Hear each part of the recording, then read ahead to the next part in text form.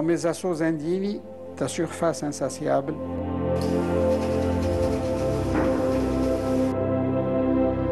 Reste à l'écoute du signe, du symbole et du glyphe.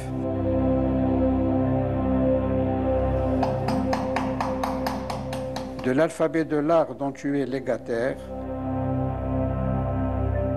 avide de recevoir avant de tout offrir.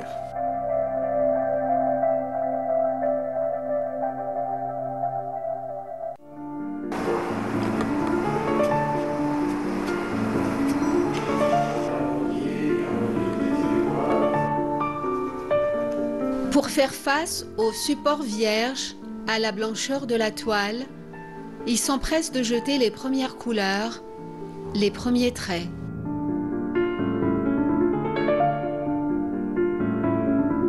Presque jamais de schéma au préalable, toujours dans la spontanéité, dans l'élan du moment. Voilà, quand j'entame une toile, je ne pars jamais d'une idée préconçue. Je jette comme ça quelques couleurs, quelques formes, et je laisse ensuite l'inspiration se faire. Les couleurs prennent petit à petit leur place. Une dynamique se crée dans l'harmonie, dans des reliefs, avec de la texture.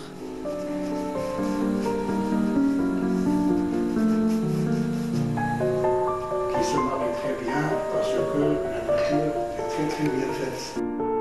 Un quotidien aujourd'hui entièrement consacré à l'art, Monsef Guita avait pourtant emprunté d'autres chemins dans la vie. Docteur d'État en biologie cellulaire, il a notamment été enseignant.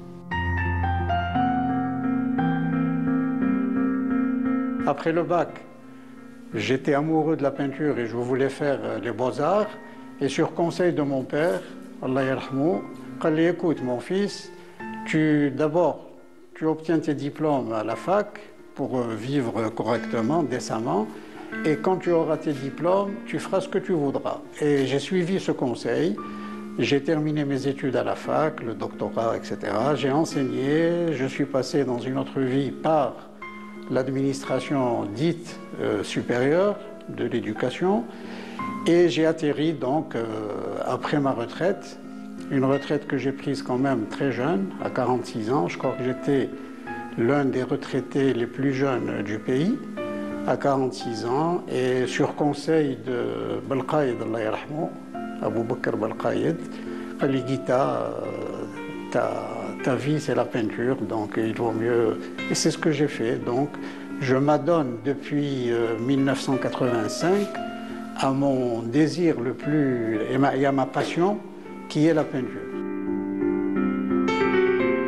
Monsef Guita a toujours évolué tout près de l'art, tout près des arts. J'ai tout le temps dessiné, tout en étant lycéen d'abord, ensuite tout en étant à la fac. J'ai fait l'ENS à Vieux-Cuba, l'école normale supérieure de Vieux-Cuba.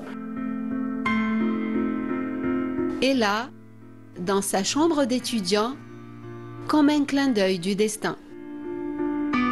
Et là, j'ai trouvé un chevalet. J'ai trouvé un chevalet dans les chambres. Et c'est là que je peignais aussi.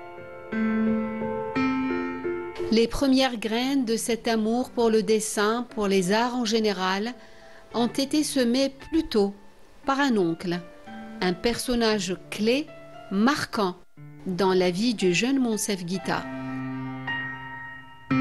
Quand j'étais jeune, à 11 ans, 15 ans, 17 ans, mon père m'envoyait chez mon oncle, artiste peintre en France. Et c'est lui qui me promenait dans les musées de Paris. On passait des journées entières dans les musées. Il me disait, Monsef, on se promène dans le musée, on ne s'arrête pas devant tous les tableaux, mais quand il y a un tableau qui t'intéresse, on s'arrête et on discute. Et c'est un peu ce geste-là de la part de mon oncle, Allah yarhamou, qui m'a permis d'être passionné de peinture. Et je vous assure, Wallahi al-Azim, j'ai des tableaux en tête que j'ai gardées depuis cet âge-là, qui m'ont frappé, qui m'ont saisi, qui m'ont impressionné. Jusqu'à ce jour, j'ai ces tableaux-là en tête. Et quand on rentrait le soir à la maison, il me lisait de la poésie de Rimbaud et il me disait ce poème a été écrit par Rimbaud quand il avait 15 ans. Et ça m'a toujours impressionné parce que il m'a ouvert l'esprit sur la peinture et sur la poésie. Dessin, poésie, lecture, théâtre feront partie intégrante de l'évolution du jeune Guitta qui suivra pourtant un chemin académique de scientifique. Sa vie connaîtra cependant un tournant après la quarantaine avec le décès d'un frère. C'était un événement tragique. Il revenait de France après sa spécialité en néphrologie, et il faisait son service militaire à Ouargla. Un accident tout bête de voiture, donc 32 ans. Et c'est moi qui ai reçu la nouvelle de son décès à 4 heures du matin. On a trouvé un numéro de téléphone, c'était le mien. Et donc voilà, j'ai reçu ça en pleine figure. C'était un choc, c'était en décembre 85. Et c'était un déclic pour moi, la peinture a été pour moi une thérapie, c'est-à-dire qu'il fallait trouver, exercer quelque chose qui puisse un peu me faire oublier cet événement tragique. Et c'est un événement qui a marqué un peu ma vie. Il y a l'avant et l'après. L'avant, le décès de mon frère, et après le décès. Donc c'était le 25 décembre 85. Et décembre 86, j'organise ma première exposition à Annaba, dans le hall du théâtre d'Annaba, pour marquer une année de décès après le décès de mon frère. Voilà, donc c'était le déclic qui a fait que je me réfugie, c'est un véritable refuge, que je me réfugie dans la peinture.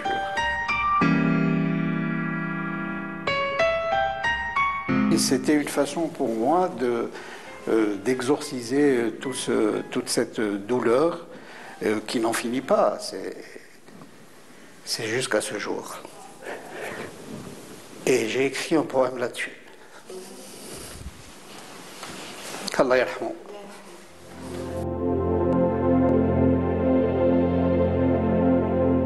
Il fallait s'exprimer par les couleurs, par les tableaux, tout ça, et en même temps répondre à ça par la vie.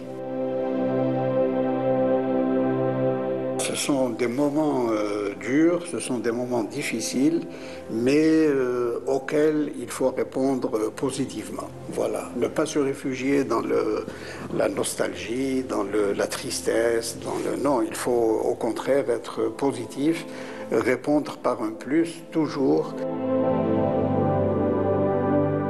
Des moments qui ont façonné sa personnalité, il a fini par oser dévoiler son art. Il faut du courage parce que on se montre un peu, on s'exhibe, on s'expose, oui, à la discussion, à la critique, et Dieu sait que les gens aiment bien critiquer, hein. Bon, tant mieux, mais ça ne me gêne pas, non, au contraire, c'est positif une critique, même si elle est négative, on en tire toujours des leçons. Des leçons sur la fragilité de la vie, la fugacité et la beauté des choses. Des choix assumés, des choix pris au bon moment. Depuis, il ne s'est jamais arrêté de travailler avec passion. Chaque fois que j'ai une demi-heure de libre, je monte travailler. C'est très très simple. Si je suis libre à 8 h du matin, je monte tout de suite parce que j'habite un étage plus bas. Donc je monte pour travailler. J'ai des courses à faire comme tout le monde, le marché, etc. Et dès que je termine mes courses, mon point de repère, c'est mon point de référence, c'est l'atelier. Dans son atelier, on n'entend que le crissement des pinceaux. Le silence total, Il y a la forêt en face, donc je préfère le silence. Je n'aime aucune perturbation. Même une présence me gêne un peu. Une présence humaine ou là me gêne. Non, le silence total. Le silence total, je travaille tranquillement, rahat el-bal comme on dit. Quand on le retrouve quelques jours après, Monsef Guita semble voir plus clair sur sa toile. Ça va être un papillon finalement. Ça y est, j'ai trouvé l'idée. Voilà, ça commence à s'organiser.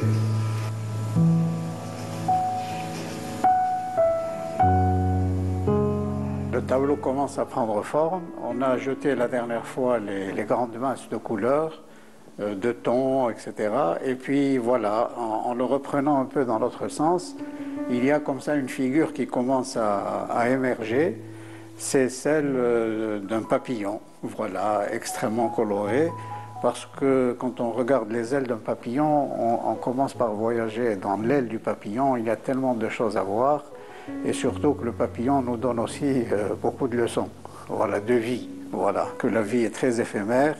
C'est une allégorie parfaite de ce que peut être la vie, c'est-à-dire profiter du soleil, profiter de la couleur, profiter des roses, des fleurs, etc.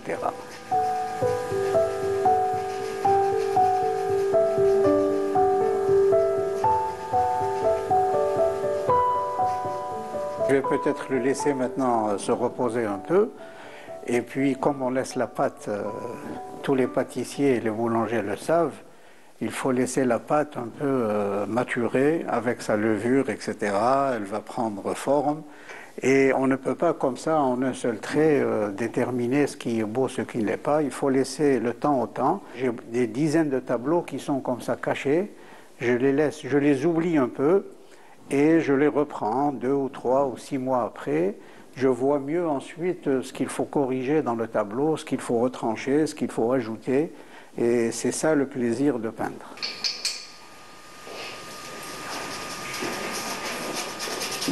Vous travaillez assis sur un petit tabouret? Oui, oui. Ou très à l'aise, très à l'aise, parce que je préfère être comme ça en communion avec la toile. L'artiste semble avoir un rapport presque épidermique avec la toile. Absolument, et qu'on retrouve un peu dans un poème que j'ai écrit, la relation entre la sensualité et le travail de peintre. Pour t'inviter léger à de larges voyages, que la lecture des formes et des couleurs inscrites au sein même de la toile, maîtresse aléatoire, saura, dans son discours, t'en dévoiler le sens.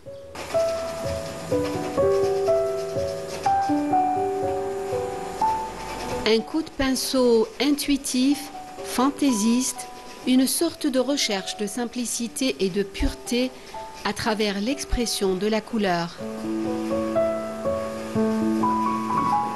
La couleur est magnifique, la couleur c'est la vie. Et ce que j'évite un peu, c'est la couleur qu'on appelle la couleur saturée, c'est-à-dire celle qui sort du tube. La couleur naturelle est magnifique. Dans la nature, vous avez par exemple la couleur d'ici, de Bouchaoui.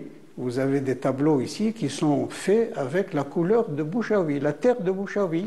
Vous avez par exemple ce tableau, cet ocre rouge, c'est de la terre de Bouchaoui, que je trouve ici face à la forêt. Vous avez ce tableau derrière vous aussi qui est la terre de Bouchaoui.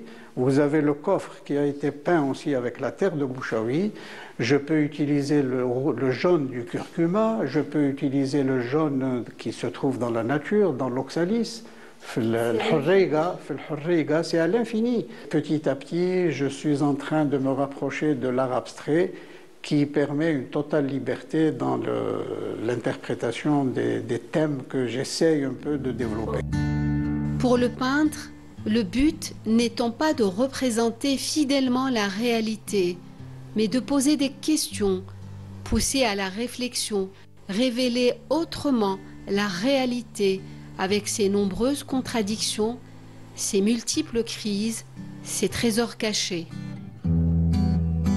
Quand je traite une toile dans le style abstrait, j'essaye un peu de donner une clé de lecture. C'est-à-dire que ce n'est pas l'abstrait à 100%, mais j'ajoute dans ma toile des éléments qui peuvent être reconnus par l'observateur.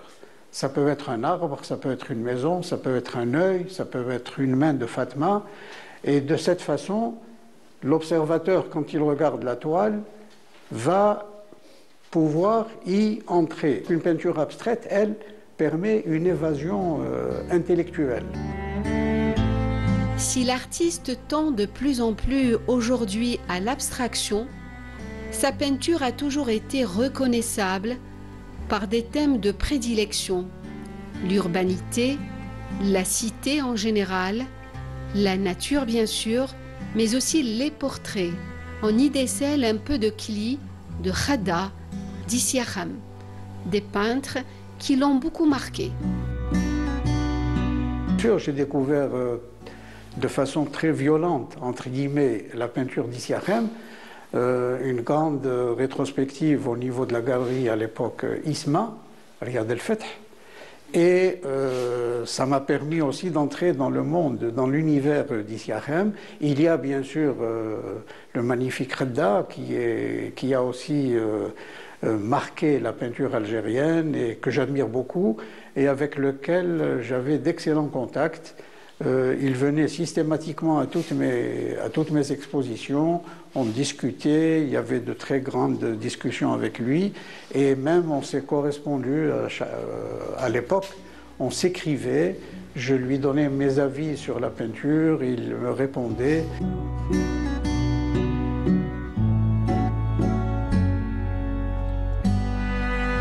Il est l'un des peintres algériens qui a écrit sur la peinture. Je n'en connais pas beaucoup.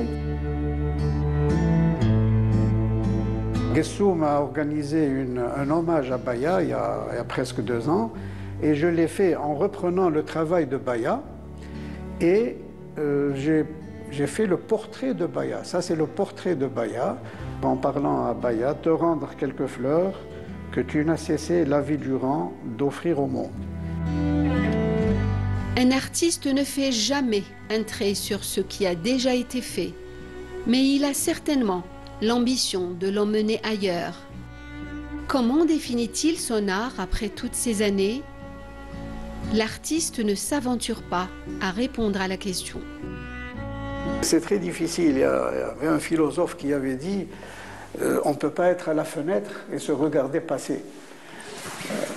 On ne peut pas être à la fenêtre. C'est-à-dire que moi, bien sûr, j'ai un œil, un regard indulgent envers ma peinture. Je me regarde toujours avec indulgence, mais je me dis toujours que je peux mieux faire. Je peins comme je le sens, comme j'ai envie de peindre. Maintenant, le reste, bon, eh ben, les critiques auront du travail. Hein. Dans son atelier lumineux, à la lisière de la forêt, il n'y a pas que des pinceaux. Il y a en réalité plusieurs postes de travail. C'est une pièce qui va être ici. Et avec, elle aura donc, elle prendra place ici, à ce niveau-là. J'ai déjà dessiné les pièces qui vont être bien sûr ajustées, qui vont être finies. Et il aura donc ici le soleil, voilà, à côté du damier, à côté de l'œil et du poisson, ainsi que le croissant, et ainsi de suite. À 80 ans, la passion et l'envie d'apprendre n'ont pas décliné d'un iota.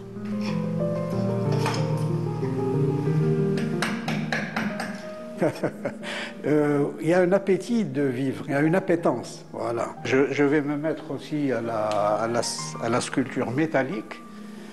Je dois trouver un atelier pour faire de la sculpture métallique avec probablement M. Abdelghani Chebouch. Dans sa folle envie de toucher à plein de domaines artistiques, Monsef Guita a aussi appris à restaurer des tableaux. Je restaure les tableaux gratuitement par respect aux peintres qui m'ont appris à peindre, qui m'ont passionné, que j'aime beaucoup. J'ai eu bien sûr à restaurer énormément de tableaux de nos maîtres, Khaddam, Siakhem, Louaïl. Avec tout ce petit travail que j'ai fait, j'ai quand même sauvé une partie du patrimoine algérien, en toute modestie. Guitta est un peintre, mais c'est aussi un amoureux des mots.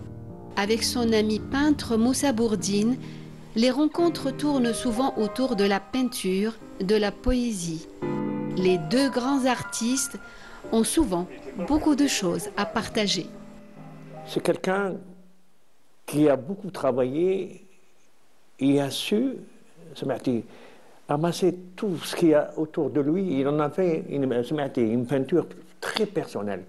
Il expose n'importe où. Je reconnais son travail. Mais c'est après de très longues années de travail, de réflexion.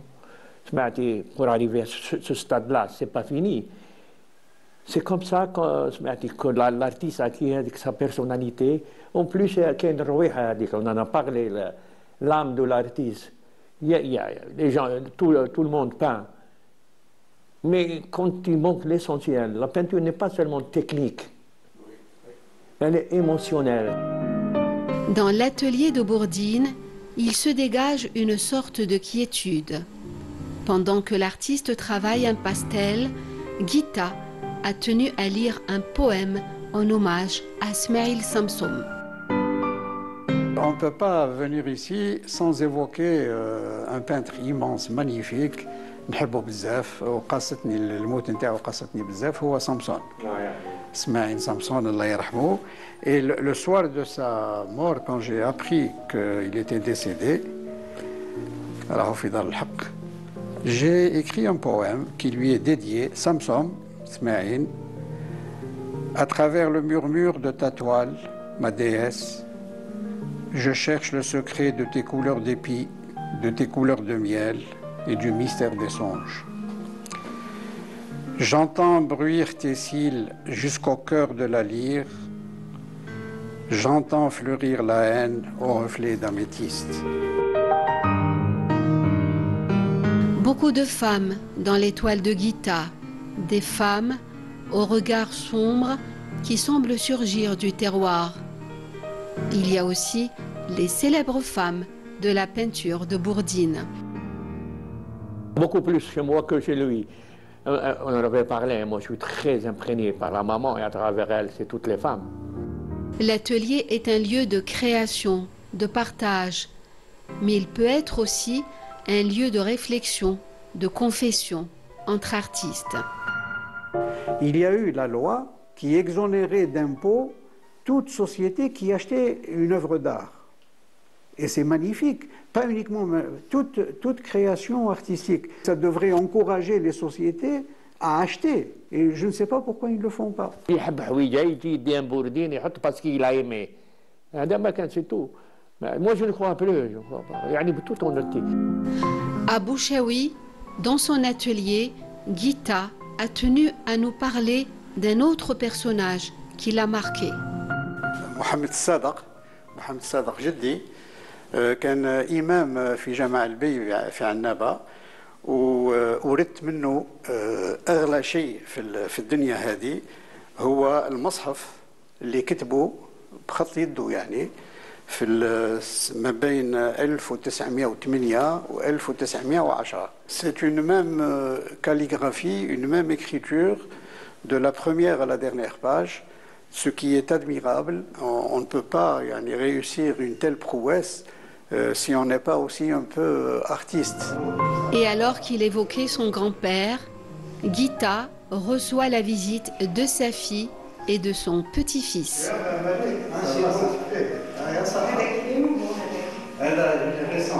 Le plus récent, c'est celui-là et celui-là. La famille, c'est quand même le noyau principal dans lequel on évolue, qui vous forme à vie. Le souvenir de sa défunte épouse emplit les lieux. L'artiste plonge aussitôt dans son travail, dans ces toiles qu'il n'oublie jamais. Il y a un Anglais qui m'a écrit il n'y a pas longtemps, il a acheté des tableaux il y a 40 ans, Et il m'a dit, voilà, Monsieur Guita, il m'a retrouvé grâce à Facebook. Il m'a retrouvé et puis je lui ai demandé de m'envoyer les tableaux que j'avais en tête. Monsef Guita travaille beaucoup et reste très attentif à la scène artistique algérienne. Il y a une nouvelle génération qui est en train d'accéder à des niveaux très intéressants. Par exemple, Thierry Wart, Walid, qui est en train maintenant de faire du travail intéressant.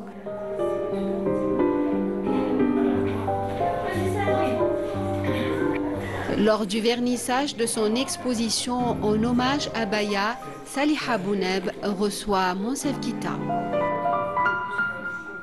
En général, je ne rate pas les expositions, que ce soit pour mes amis, que ce soit pour les nouveaux peintres. C'est toujours un plaisir de rencontrer non seulement des œuvres d'art, mais aussi de rencontrer les gens qui s'intéressent à l'art. C'est toujours une découverte agréable. Tellement humble et tellement accessible. Franchement, c'est deux qualités qui sont que tout le monde lui reconnaît. Hein. Donc, du coup, pouvoir avoir accès à ce genre de personnes, c'est un honneur. C'est vraiment, et personnellement, ça me remplit de fierté. Il est, je vous dis, accessible aussi bien dans le dialogue que dans le conseil, qu'il vous reçoit dans son atelier, il vous fait part de ses expériences. C'est quelque chose de magnifique.